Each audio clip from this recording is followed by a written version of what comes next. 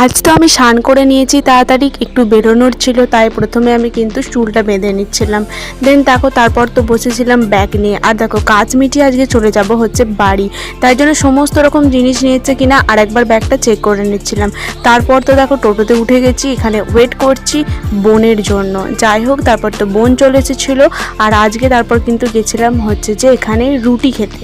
এটা ঠিক রুটি না, এটা হচ্ছে পরোটা। এটা সিম্পল পরোটা ছিল, তার সাথে ছিল একটু ঘুগনি, উপর দিয়ে কিন্তু হালকা করে পেঁয়াজ আর লঙ্কা কুচুনো। আর এটা কিন্তু বেশ গরম গরম খেতেও ছিল।